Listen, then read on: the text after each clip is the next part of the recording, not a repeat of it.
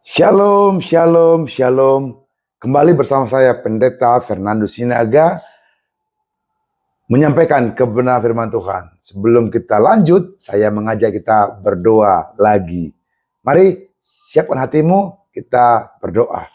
Tuhan Yesus yang dahsyat, Tuhan yang luar biasa, kami kembali datang mendengarkan firman Allah. Tuhan, kami mau Engkau ubah, kami mau Engkau jamah. Kami buka hati kami kepada firman Allah. Berbicaralah, berkata-katalah. Setiap firman yang keluar dari mulut Allah tidak kembali dengan sia-sia. Firman ini akan berhasil dalam diri kami. Tuhan, kami akan siapkan catatan sehingga kami mengerti, mengulang lagi, bahkan merenungkan kebenaran firman Tuhan hari ini. Dan di rumah kami baca, kami gali, kami dapat sesuatu yang berharga untuk hidup kami dan keluarga kami. Kami rindu, kami siap dalam nama Tuhan Yesus. Haleluya. Yang percaya amin. Tepuk tangan bagi Tuhan Yesus. Haleluya, haleluya. Bapak Ibu yang dikasihi Tuhan Yesus Kristus, saya rekam ini di YouTube. Anda boleh subscribe, Anda boleh follow, Anda boleh tonton lagi rekaman-rekaman khotbah-khotbah saya. Saya percaya khotbah ini akan memberkati saudara, bahkan mengubah hidupmu. Anda boleh lihat di atas ini alamat YouTube kita, Generasi Baru Genbi, dan saya percaya ketika Anda follow, Anda baca lagi, Anda tonton lagi, saya percaya Anda dan saya dapat berkat. Beberapa jemaat melaporkan kepada saya, Pak Pendeta, terima kasih buat khotbahnya yang luar biasa, yang ringan, yang dapat dimengerti, dapat dicerna, sehingga diberikan kuasa untuk mempraktekannya. Doa saya, mari tonton lagi, bukan hanya hari ini. Nanti setelah ibadah, di rumah, dimanapun Anda boleh buka YouTube ini, dan Anda ulang-ulangi untuk mendengarkan renungan-renungan atau khotbah-khotbah yang saya sampaikan. Doa saya seluruh jemaat Tuhan hari ini diberkati. Amin. Saya juga berdoa yang sakit disembuhkan. Saya berdoa yang sedih juga dihiburkan. Ada amin. Saya percaya banyak kesaksian dahsyat di antara kita. Kita singkirkan dulu kritik-kritik negatif. Mari kita belajar memberikan masukan-masukan yang positif, masukan-masukan yang membangun untuk kerajaan Allah. Bapak Ibu yang dikasihi Tuhan, kita punya tema hari ini adalah Tuhan tanam mental asli di dalam diri kita. Tuhan sudah tanam sikap asli atau mental asli di dalam diri kita. Bapak Ibu yang dikasihi Tuhan, ada seorang tokoh yang bernama John Wesley. Dia bilang gini, tanpa Allah manusia tidak bisa.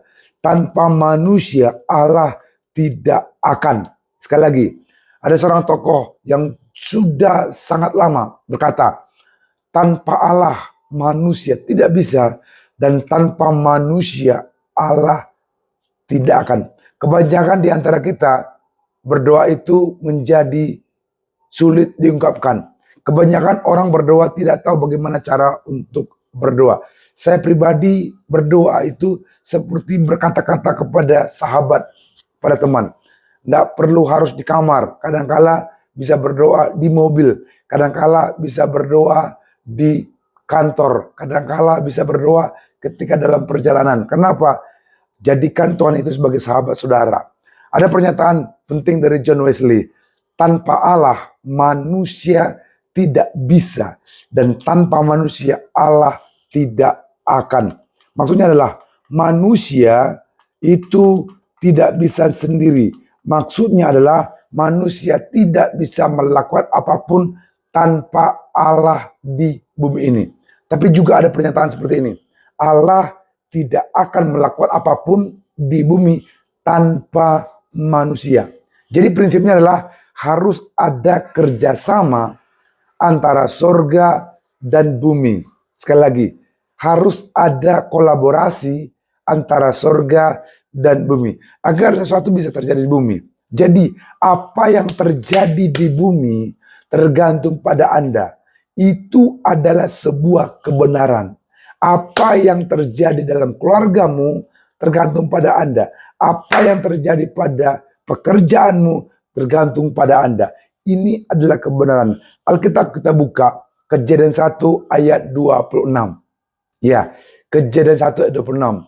Berfirmanlah Allah, baiklah kita menjadikan manusia menurut gambar dan rupa kita, supaya mereka berkuasa. Katakan berkuasa. Ya, katakan berkuasa.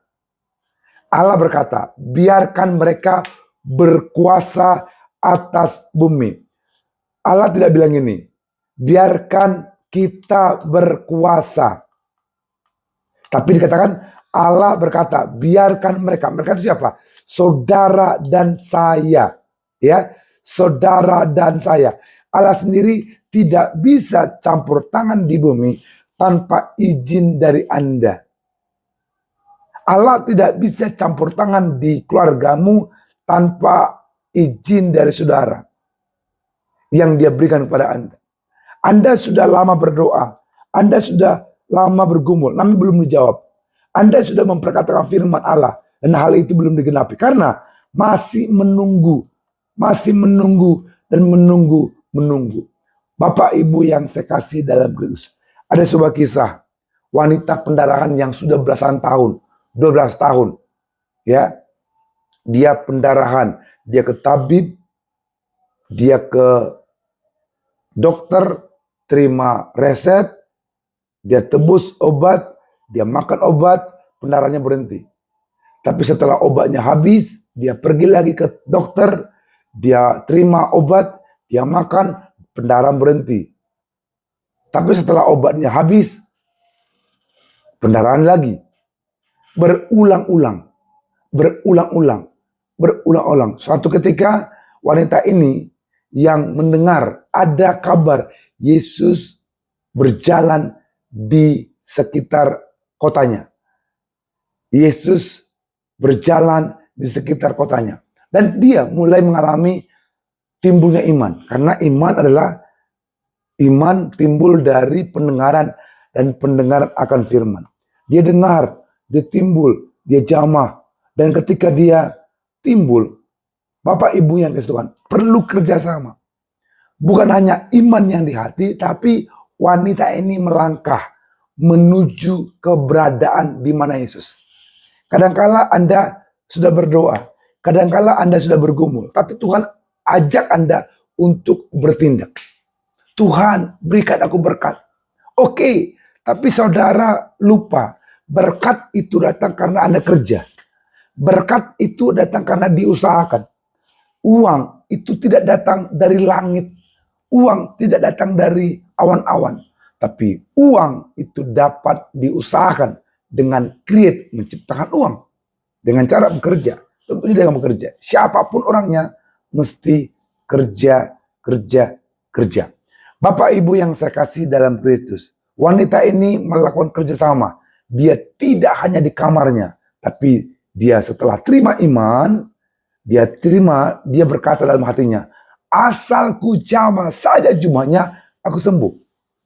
Oke dengan pernyataan itu. Oke dengan proklamasi itu. Asal ku jamah saja jubahnya, aku sembuh. Tapi diperlukan kerjasama. Anda mesti melangkah. Anda mesti bertindak sesuai dengan doamu. Anda mesti melangkah sesuai dengan apa yang kau katakan. Jangan hanya berdiam diri. Move, bergerak, melangkah. Wanita ini sekalipun pendarahan, dia tidak manja, dia tidak cengeng, dia melangkah, dia bergerak, dia maju, dia berkata hatinya, asal ku jamah saja jubahnya. Amin, amin, amin. Asal ku jamah saja jubahnya, aku akan sembuh. Benar, bukan hanya dia berdoa, tapi dia kerjasama. Allah melakukan apa yang wanita ini izinkan. Bapak Ibu yang dikasih Tuhan, lihat dirimu, lihat diriku. Begitu pentingnya Allah dan dirimu. Begitu pentingnya dirimu bagi Allah. Tuhan butuh perjanjian. Tuhan butuh konfirmasi. Tuhan butuh approval. Tuhan butuh persetujuan dari saudara. Kalau Anda ingin berkat, setujulah Anda mencari berkat. Ada amin? Katakan, saya sangat penting. Katakan sama-sama. Saya sangat penting. Saya sangat penting. di hadapan Allah. Amin. Tepuk tangan bagi Tuhan Yesus. Haleluya. Matius 16 ayat 19 kita baca. Matius 16:19 berkata, kepadamu akan kuberikan kunci kerajaan surga. Apa yang kau ikat di dunia ini akan terikat di surga. Apa yang kau lepaskan di dunia ini akan terlepas di surga. Ya kan? Sekali lagi. Kepadamu, munya huruf kecil. Kuberikan huruf besar. Kuberikan kunci kerajaan surga. Apa yang kau ikat, kau itu manusia. Apa yang kau ikat di dunia ini akan terikat di surga. Apa yang kau lepaskan di dunia ini terlepas dari surga. Tergantung saudara. Kau ikat, kau lepaskan. Hari ini saya mengajak saudara. Doa kita seperti doa Bapa kami. Masih ingat doa Bapa kami yang diajarkan Tuhan Yesus? Saya ulangi lagi. Doa seperti ini. Bapa kami yang di surga, dikuduskanlah namamu, datanglah kerajaanmu, jadilah kehendakmu di bumi seperti di surga. Sekali lagi, Bapa kami yang di surga, dikuduskanlah namamu, datanglah kerajaanmu, jadilah kehendakmu di bumi seperti di surga. Doanya tidak seperti ini. Bapa kami yang di surga, dikuduskan namamu. Pergilah ke surga. Tidak.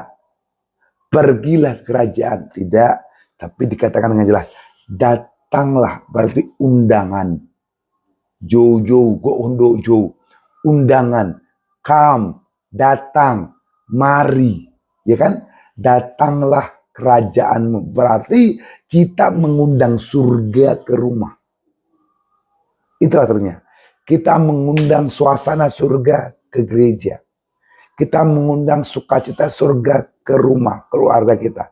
Kita mengundang suasana damai sejahtera masuk ke hati kita. Nih di hati. Surga itu di mana? Di hati. Surga di mana? Di rumah. Surga di mana? Di gereja. Surga di mana? Di hidupmu, hidupku. Amin. Amin.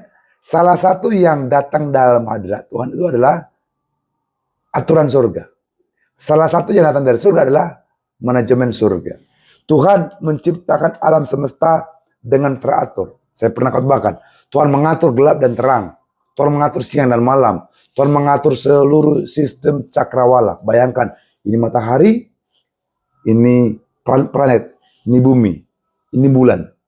Ketika Tuhan buat sistematis dan teratur, tidak terjadi tabrakan. Tapi bayangkan kalau seandainya bulan itu tidak teratur, bisa jadi bulan itu jatuh ke bumi. Apa jadinya? 1/10 atau 1/20 bumi akan hancur karena tabrakan. Berarti konsepnya surga adalah teratur. Dan saya percaya pertama kali Tuhan menciptakan manusia adalah untuk teratur. Jangan mimpi Anda kelimpahan kalau tidak teratur. Jangan mimpi tokomu rame kalau tidak teratur. Jangan mimpi kau dipromosi kalau tidak teratur. Kuncinya adalah teratur. Pak, Bu, Anda dan saya berhasil bukan karena sarjana. Anda dan saya berhasil bukan karena master. Gereja ini, GPDI Samuel, bukan karena sarjana. Lihat orang tua kita. Tidak ada sarjana. Mama bukan sarjana. Tapi karena doa beliau. Lihat, doa beliau, jiwa-jiwa diselamatkan. Mama bukan SMA, sekolah tinggi, apalagi master. Mama hanya sekolah biasa, seperti Petrus. Petrus tidak kuliah, Petrus tidak SD. Ya mungkin hanya tamat-tamat sederhana. Tapi Petrus bisa menggoncangkan dunia. Hari ini saya mengajak saudara, rahasia keberhasilan bukan karena pendidikanmu. Rahasia keberhasilan bukan karena edukasimu. Rahasia keberhasilan karena Allah sendiri yang mengizinkan saudara menimbulkan keteraturan. Lihat Kejadian 2:4 dan 5. Kejadian 2:4 dan 5. Demikianlah riwayat langit dan bumi pada waktu diciptakan, ketika Tuhan Allah menciptakan, menjadikan bumi dan langit.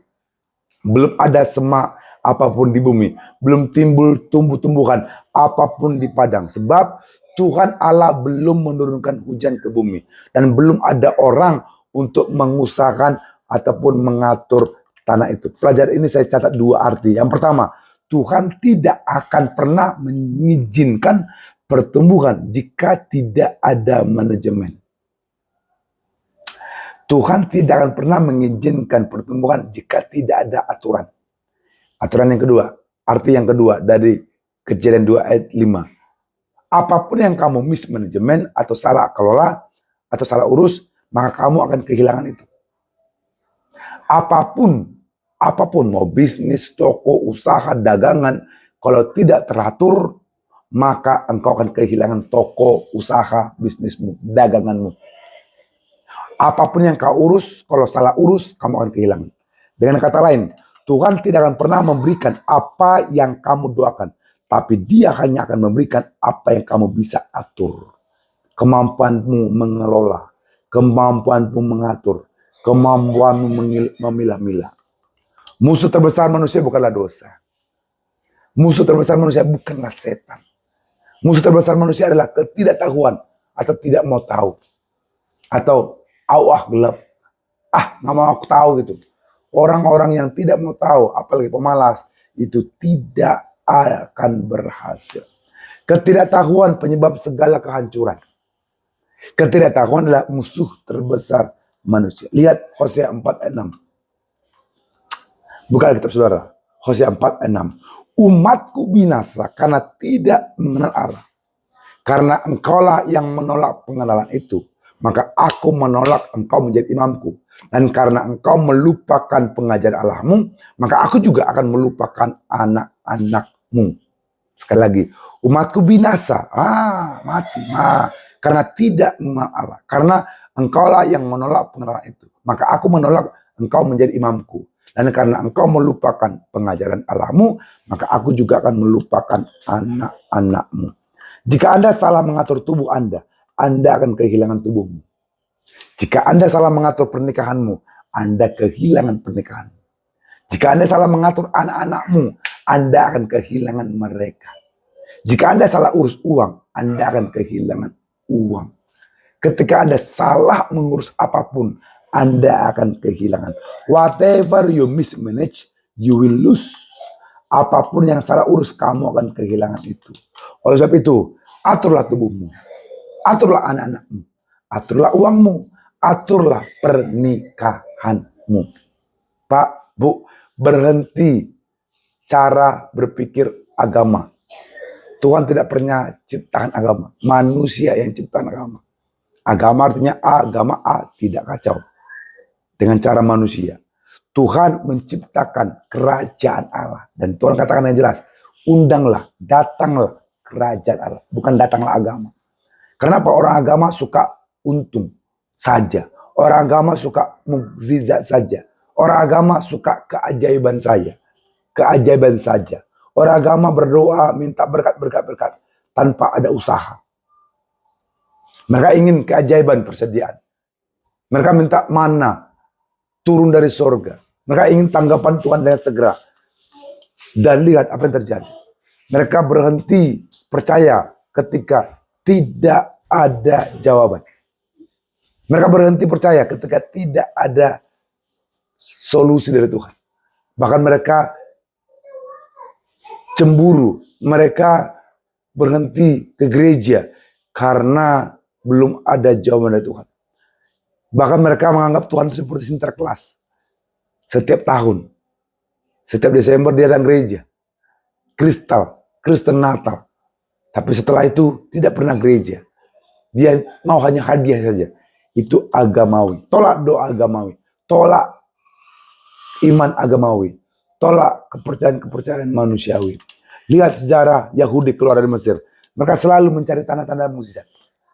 Orang Yahudi minta mana, dikasih mana. Minta tiang awan, tiang api. Bahkan kasut sepatu saja 40 tahun. Tidak pernah rusak.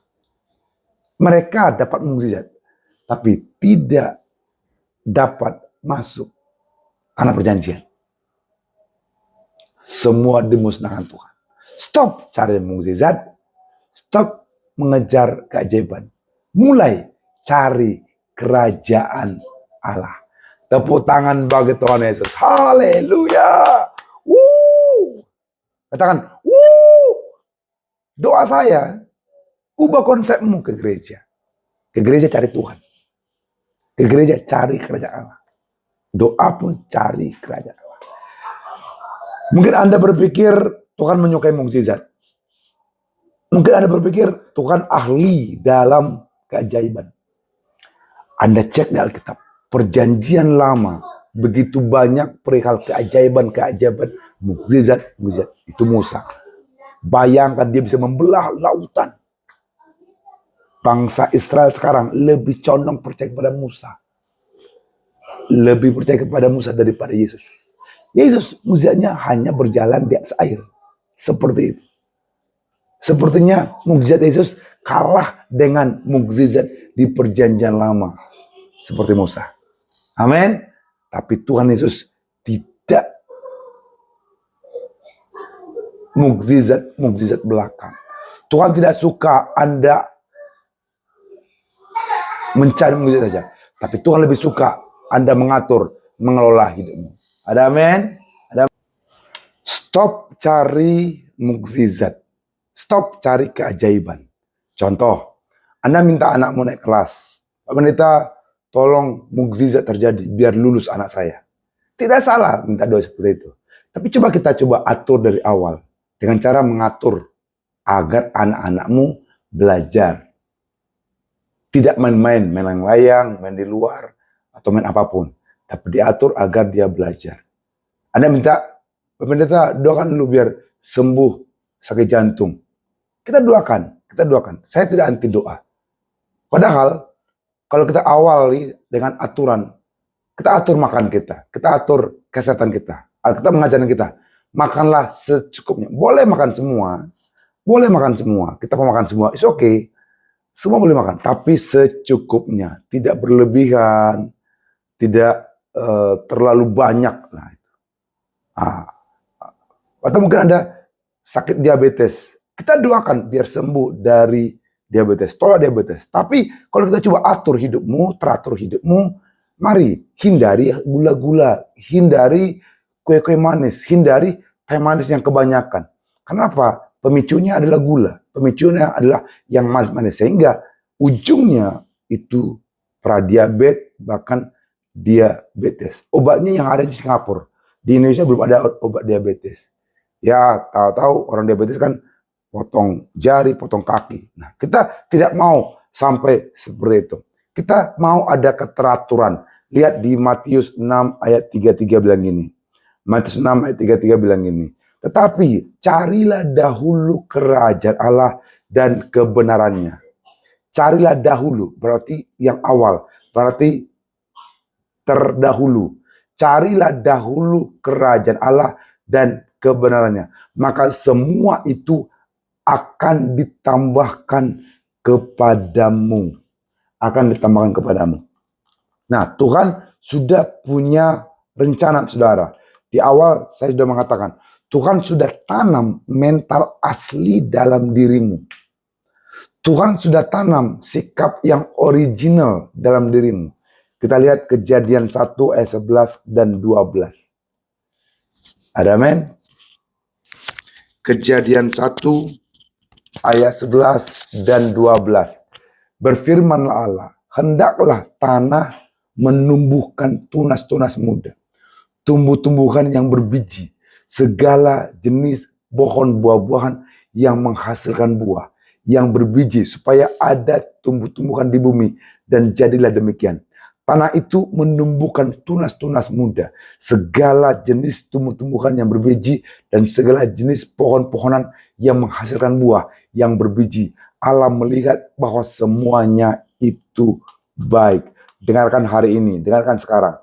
Tuhan katakan, aku telah menempatkan benih segala sesuatu dalam dirinya sendiri. Dan kemudian Tuhan ulangi di ayat 12. Dia bilang, aku menaruh benih segala sesuatu dalam dirimu yang asli. Tuhan bilang, aku tempatkan benih dalam dirimu, tertanam dalam dirimu. Bapak, Ibu yang dikasihi Tuhan, Tuhan ingin kita kembali kepada mental yang asli, mental kerajaan sorga, mental yang awal.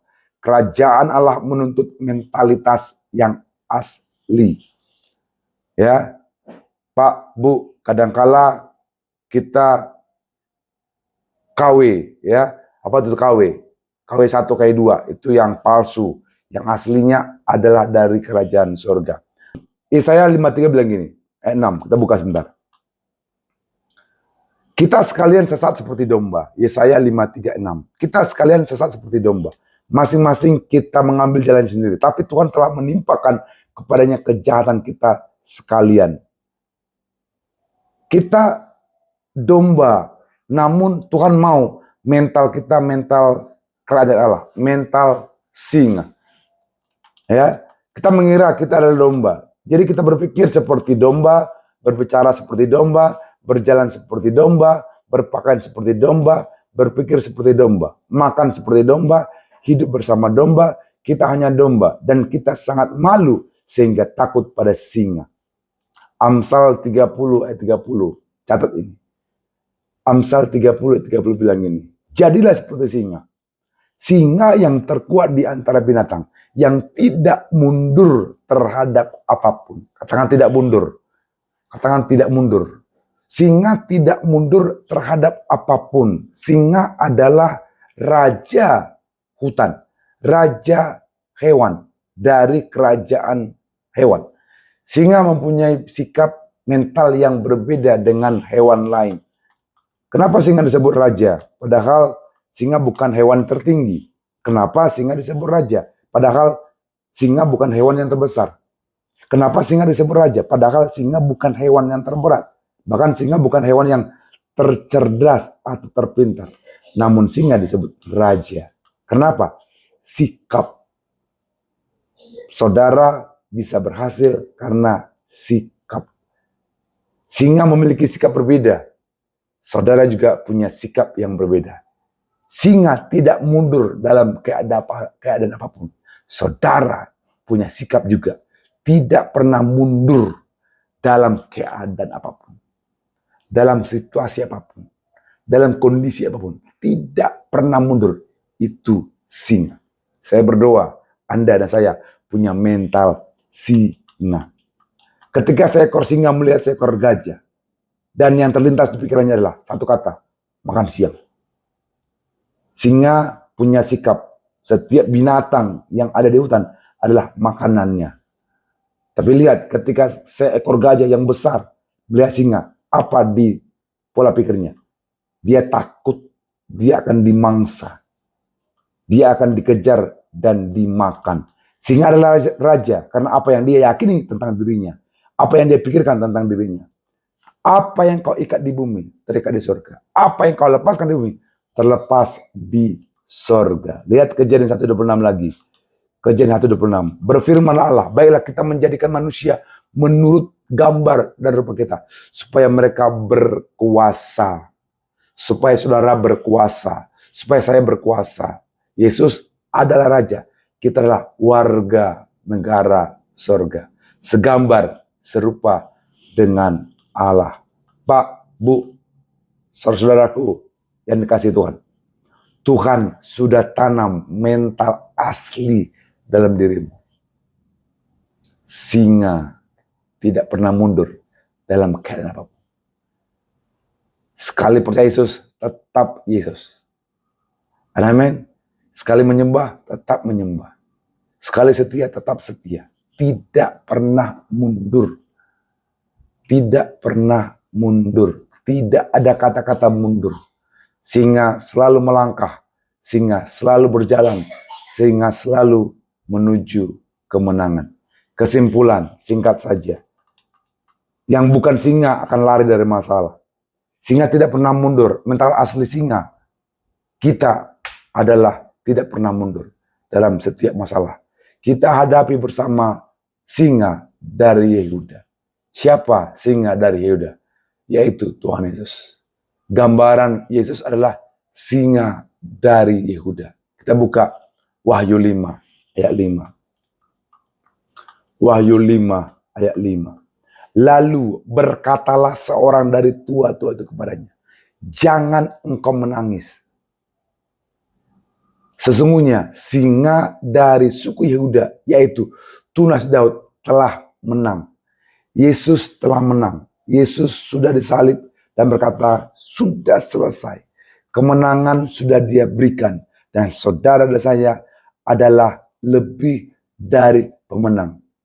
Dan jangan engkau menangis. Saya pernah ceritakan kepada saudara beberapa minggu lalu kesaksian seorang ibu yang dipecat dari hotel. Dia kerjanya UMK, upah minimum provinsi, UMK juga. Nah, ketika dia dipecat, dia menangis. Dia menangis dan ketemu sama pendeta. Pak pendeta, saya baru dipecat. Doakan saya, apa yang mesti saya perbuat? Pendetanya ini bukan ikut bersedih, tapi pendetanya menegur dia. Kenapa rupanya kalau dipecat? Mau runtuhkah dunia ini? Pak pendeta nggak tahu, saya punya 2 anak. Terus Pak pendeta bilang, pola pikirmu yang salah. Tidak ada salah dengan hidup ini. Pola pikirmu yang salah. Emang dengan pecat hidupmu hilang, hidupmu berantakan. Saya tanya kamu Sabtu ngapain? Dia tanya. Saya Sabtu suka masak kue, Pak pendeta. Oke, mulai dari itu. Gajimu yang terakhir, olah itu. Olah jadi kue yang terbaik yang kamu buat. Karena kamu suka buat kue, karena kamu suka buat makanan. Itu gift kamu, itu karunia kamu. Gunakan karuniamu. Karuniamu bukan kerja di hotel, karuniamu adalah membuat kue. Dia buat kue sedemikian rupa sebaik mungkin. Kemudian Pak pendeta bilang, setelah kau buat kue, kasih ke perusahaan yang memecatmu, ke HRD-nya ataupun pemimpinnya. Dia kasih kue yang enak ini, yang terbaik ini ke pemimpin, ke HRD-nya. Gratis. Dia kasih. Dan orang hotel kaget. Kok gratis? Padahal dia baru dipecat. Mereka makanlah. Enak sekali. Beberapa waktu kemudian, orang hotel mau anniversary, ulang tahun perusahaan. Mereka mencari kue yang enak. Mereka ingat pernah mencicipi sampel gratis dari kue ibu ini. Dia telepon ibu ini, Bu, kami butuh banyak kue karena kami banyak tamu. Kami kirim penawaran. Kami kirim kue rasa apa saja. Dan ibu ini bahagia, dia olah sedemikian rupa. Dia kasih harga-harga yang baik. Dan benar, dalam 2,5 tahun, dia buat merek, dia buat bungkus yang baik. Dia jajakan kuenya di tempat toko-toko yang banyak. Dia atur distribusi, dia atur delivery, dia atur rasa berbagai cara. Dia promosi di media sosial. Dan dalam 2,5 tahun, ibu ini punya 20 karyawan. Lebih besar gajinya ketika di hotel dulu. Ternyata pemecatannya berujung positif. Kenapa? Dia tidak menangis lagi. Karena dia tahu, singa dari Yehuda, singa dari suku Yehuda, yaitu Tuhan Yesus Kristus, sudah menang bagi dia.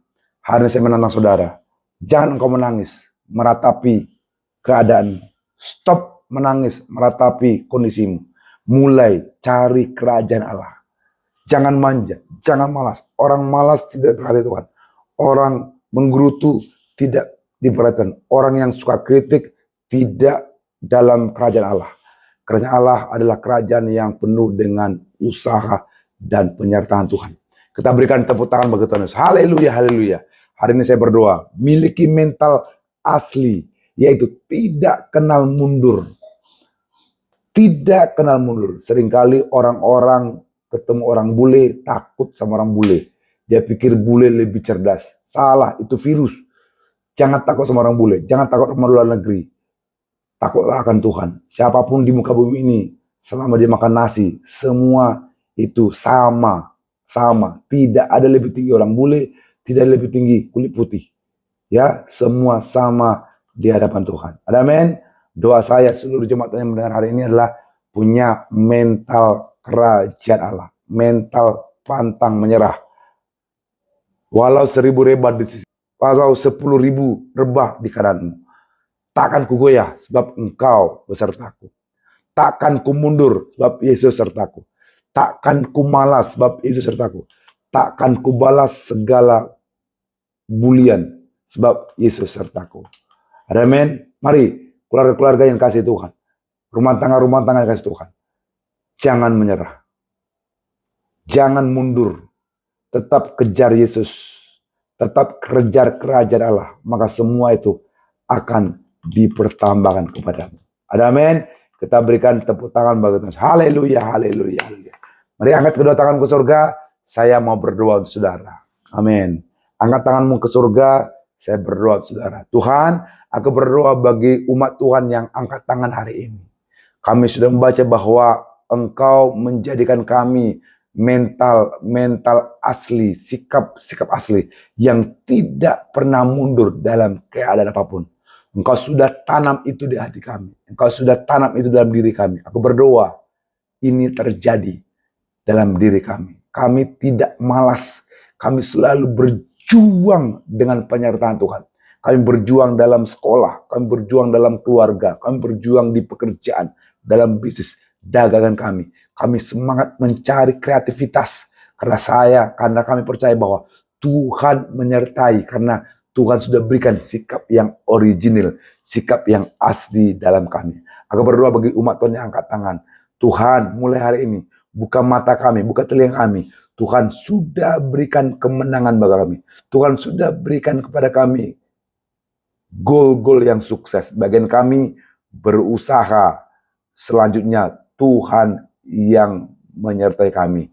Berkati para pria, berkati para ibu, berkati muda-mudi, semuanya pantang menyerah, semuanya tidak pernah mundur dengan keadaan apapun.